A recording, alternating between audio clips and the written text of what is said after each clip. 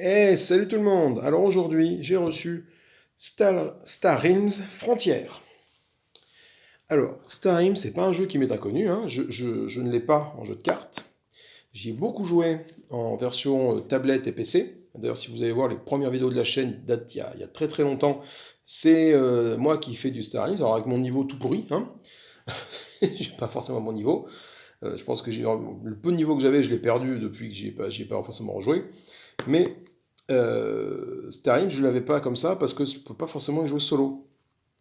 Mais là, du coup, avec Star Frontier, cette boîte est un jeu complet pour 1 à 4 joueurs. Tu peux jouer solo avec ça.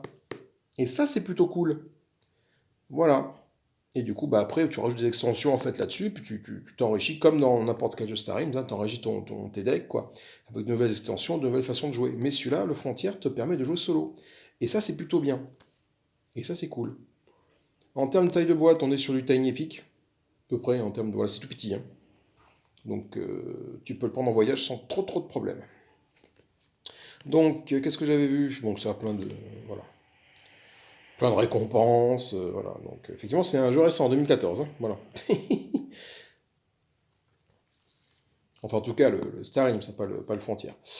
Du coup, c'est pour 1 à 4 joueurs, 12 ans et plus, c'est des parties d'environ 20 minutes. Et ça, c'est plutôt bien. Allez, c'est parti, un petit coup de cutter propre là-dedans.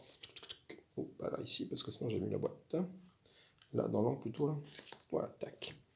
Et on va voir ce qu'on a dans cette petite boîte, qui est assez lourde, hein. Donc, il y a 152 cartes. Donc, c'est bon. Alors, on va voir ce qu'on a dans cette boîte de Star Realms Frontier. Pas t'ouvrir. Si, ça y est. On retrouve déjà un livret de règles. Donc, il est un petit peu conséquent. Il fait quand même 40 pages, le machin. Ouais, c'est pas... Puis c'est écrit petit, hein. Piou, c'est écrit petit. Bon, ça reprend les... Je pense que ça te remet toutes les règles de base de Star Realms, quoi. Les combats, l'influence et tes points de vie, le commerce pour acheter le combat, comment noter les scores. Alors ça va vite être gonflant, ça. J'ai une application pour les scores, hein, c'est vachement mieux que leur système de cartes qui faut tourner dans tous les sens, hein. Enfin bon. Les vaisseaux, description des cartes des vaisseaux, déroulement de la partie, les actions des alliés. Tu combines des doubles actions alliées maintenant. Je crois qu'il y a des doubles actions dans ce truc-là. D'action de défausse pour retirer des cartes, destruction des cartes. Voilà, et c'est à peu près tout. Donc ça reprend effectivement 14 pages, c'est les règles de base du jeu. Ensuite, mode de jeu.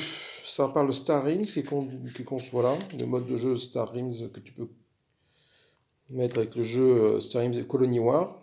Donc pour ajouter 5 ou 6 joueurs en plus. Donc standard à 2 joueurs, c'est du duel. Combat à mort 3 à 6 joueurs. Chasse à l'homme au premier sang. Mode hydre.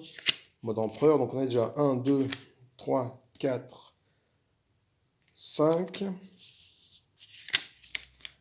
On a 5, on a 6 modes de jeu, solo coopératif, moi c'est celui qui m'intéresse. Mode coopératif. Les cartes des défis, donc c'est les 8 grands défis du mode coopératif. Voilà. L'attaque des boss, enfin, ça t'explique un peu comment vont réagir les boss. Tu commences par l'automate. En fait c'est un livre de règles, mais bon du coup, à partir de la page 25, sur les 40 pages, c'est les défis solo, quoi. Donc voilà, automate, défi pour 1 4 joueurs, solo coopératif, ça t'explique un peu quelle est sa séquence. Et donc chaque boss a une séquence différente. Voilà, l'assaut blob, en défi numéro 2. Défi numéro 3, l'horreur dimensionnelle. Donc voilà, ils ont une séquence de boss chaque fois différente. Voilà. Tu peux régler ton niveau de difficulté si tu veux. L'aliénation des machines. Némésis monstrueuse. C'est qui bien l'est, lui. Ensuite, nous avons Pirate de l'étoile obscure. Et enfin, le défi de l'Empire. Enfin, le défi de l'Empire, j'ai pas vu. Le prix de la liberté. Et voilà. Et après, c'est une histoire des 4 factions. Donc, du coup, ça fait combien de défis solo, cette histoire? Ça en fait pas mal, ça en fait une tétrachie, ça en fait 1, 2, 3, 4, 5, 6, 7, 8. 8 défis solo. Voilà. Pour des parties de 20 minutes, c'est cool, hein, ça te fait déjà une bonne une bonne base pour jouer, sachant qu'après, bah, tu joues avec d'autres trucs, quoi. Alors, voyons voir, nous avons quoi ici? Nous avons les fameux boss, avec leurs cartes. Voilà, donc ça rappelle un peu les trucs. Donc ça c'est donc un des différents boss qui sont là. Voilà, donc leur point de vie 30 fois le nombre de joueurs. Celle-là. Ça t'explique comment il marche. Et après derrière, les règles du défi. L'assaut blob pareil. L'ordre dimensionnel, alors elle est un peu différente.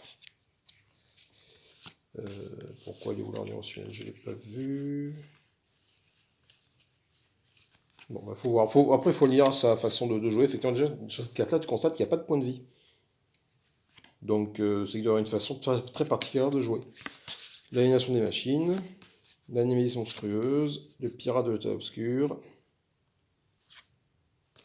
et les défis de l'Empire. Les cartes sont toujours très classe, hein, j'aime beaucoup. Hein. Je crois que le premier, c'était l'automate. Ok. Ensuite, nous avons quoi dans la boîte? Nous avons... Oula. Ok, nous avons un petit range tes boîtes que je pense que je vais rapidement enlever pour pouvoir sliver les cartes. Ouais, ça peut être une bonne chose. Alors, nous avons quoi? Nous avons ceci, je pense que ce sont les cartes de base du jeu. Alors, si j'arrive à l'ouvrir, bien sûr.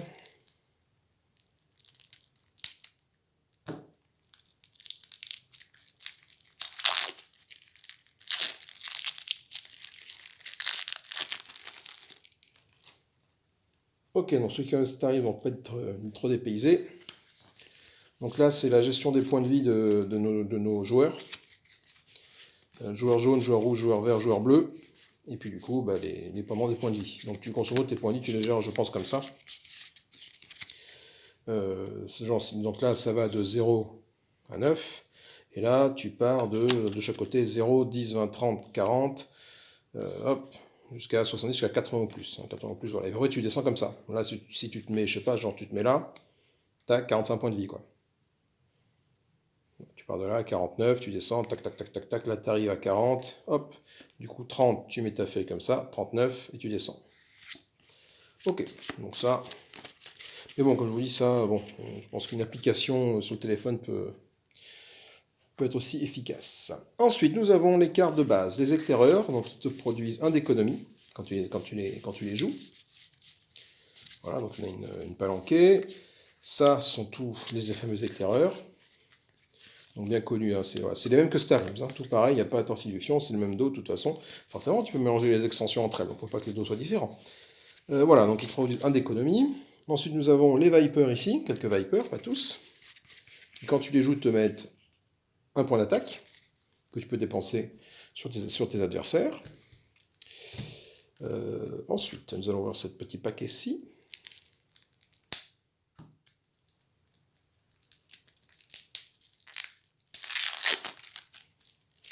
Ce petit paquet-ci, que me donne-t-il? Alors, nous avons donc les cartes blob. Voilà, donc différents. Bah, celui-là, quand tu le... Donc, il coûte 6 à acheter. Et quand tu le joues, bam, il envoie une grosse patate à 10 points de dégâts. Lui, le Bluff Horror, il coûte 2 à acheter. Quand tu le joues, il te rapporte 3 d'économie pour acheter quelque chose sur ta ligne, parce que ça a marché. Et ça te dit que tu peux retirer une carte de la ligne d'achat. Voilà, simplement, bah, quand tu achètes, quand tu la joues, tu peux également défausser une des lignes qui sera sur le marché du jeu. Et si jamais tu mets cette carte à la poubelle, tu gagnes aussi 2 points d'attaque. Ça peut être bien, genre pour épurer ton deck, ou pour mettre un gros finish him. Voilà, donc tu en as 2 comme ça, tu en as plusieurs. Bon, je vais pas faire toutes les cartes, hein, mais les cartes sont très jolies. Hein. Les fouisseurs, le broyeur, 6 en attaque. Cette petite icône indique que lorsque tu as joué une autre carte blog, une carte verte, bah, tu peux te servir de ce... Tu n'avais pas fait de mise au point, c'est fini, mise au point? Ça recommence, tu peux te servir de ça, et ça te fait 2 économies en plus. Une arène de l'essaim, voilà. Alors ça c'est nouveau par rapport au fait que quand je jouais, ça je ne l'avais pas, la double alliance, quoi. Moi je connaissais ça, de mon époque je jouais à Star Realms, mais ça c'est nouveau. C'est-à-dire qu'en fait si tu as 2 cartes blob, en plus de celle-là sur le terrain, tu peux faire ça, et après tu fais ça. Voilà, nous avons des bases. Voilà, des bases, donc celle-là, bah, elle te fait quelque chose quand tu la poses, elle te fait tous les tours, c'est une base, donc elle reste en jeu à chaque tour. Elle te fait 4 points de dégâts. Ça, si jamais tu mets du blob, ça t'en met 2. Et puis elle a 5 points d'armure. Mais bon, par contre, elle ne te protège pas. Elle n'a que 5 points d'armure, elle ne te protège pas en tant que joueur. Celle qui te protège en tant que joueur, c'est les bases qui sont noires. Il n'y en a pas. Il n'y en a pas. Ah, mais j'ai un autre paquet de cartes. Donc, il n'y en a pas. Du coup, alors, je crois que leur fond est noir là. Donc ça veut dire que tu es obligé de les taper avant de pouvoir taper quelque chose d'autre. Ça, c'est des cartes blob. Nous avons le technoculte, les rouges. Donc le blob, c'est plus orienté puissance d'attaque. Le technoculte, de mémoire, hein, il est orienté recyclage de ton deck. C'est-à-dire qu'en fait, tu as beaucoup de cartes qui permettent de dégager des cartes de ton deck, pour avoir un deck plus petit, pour que les cartes bonnes reviennent souvent. Voilà, c'est ça que je disais tout à l'heure. Le système de défense, quand le bouclier est noir comme ça, tu es obligé de taper d'abord sur ça, avant de pouvoir taper sur le reste. Ce qui n'est pas le cas des autres bases avec le bouclier gris. Voilà, donc du coup, effectivement, le rouge, là, est orienté épuration de ton deck. Ça vide beaucoup de cartes de ta défausse.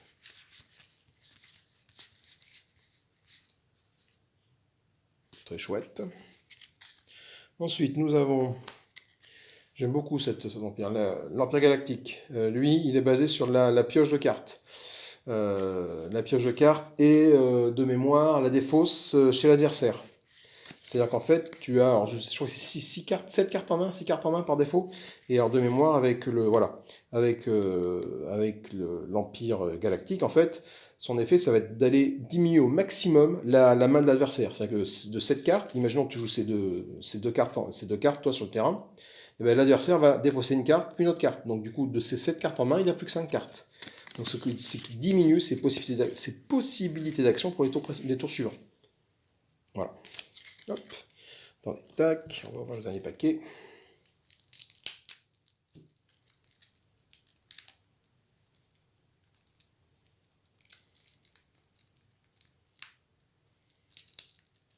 Suspense, va-t-il y arriver? Alors, qu'est-ce qui se passe? Ça y est, c'est fini, tu veux plus ouvrir de... Ça y est, c'est bon.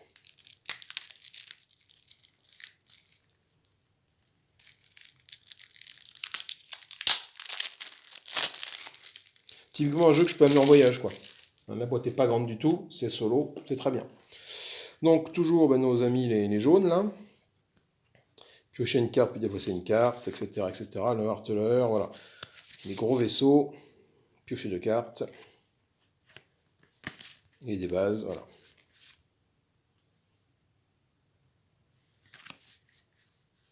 Ok, ça c'était pour l'Empire Galactique, l'armée jaune.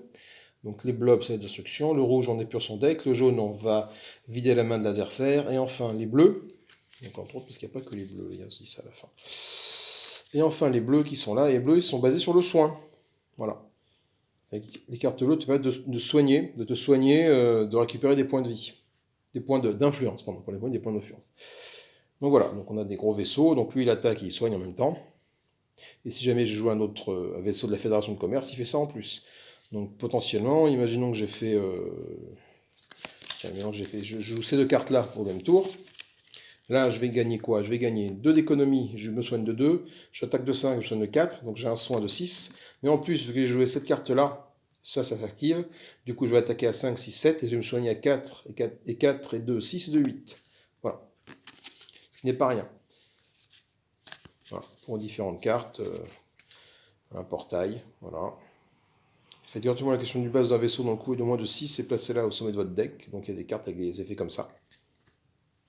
Ce qui peut être bien, tu achètes gratuitement des choses. Voilà, tu fais beaucoup d'économies.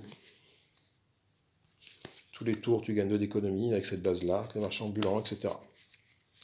C'est chouette. Donc les Vipers, il n'y a que ça comme Viper en main, parce qu'il y en a 2, 4, 6, 8, parce qu'effectivement, je crois que tu commences tes mains avec 2 Vipers. C'est pour ça qu'il y en a si peu, ça va en avoir plus. Et les prospecteurs, donc qui est une espèce de marché annexe, dans le sens où si jamais tu n'as pas assez d'économies pour acheter ce qu'il y a sur le marché quand le marché va être fourni, et bah du coup tu peux acheter ça pour 2. Et lui, qu'est-ce qu'il fait? Il t'offre 2 d'économies, et en le détruisant, il te fait 2 points de dégâts. Donc bah, si jamais tu n'as pas assez d'économies, bah, tu t'achètes ça. Quand il va ressortir, bah, tu auras 2 d'économies, donc c'est pas de l'argent perdu, tu vas la retrouver, ce qui permet d'acheter d'autres cartes. Et puis quand on en a plus besoin, hop, tu le détruis, puis il te fait 2 petits points de dégâts. Voilà. Donc c'est plutôt cool, donc une petite boîte avec le jeu dedans, tout simplement. Finalement, rien de particulier. C'est juste que ce Star Frontier a le mode solo avec ses automates, avec ses boss-là. Et ça, c'est une bonne chose. Et ça me plaît vraiment. C'est pour ça que je l'ai pris d'ailleurs, hein, je ne cache pas. Ben voilà, ben écoutez, sur ces bonnes paroles, moi je vous souhaite un bon jeu. Pouce en l'air, pouce en bas. N'hésitez pas à commenter, n'hésitez pas à partager, n'hésitez pas à me donner vos stratégies pour ce jeu si vous l'avez.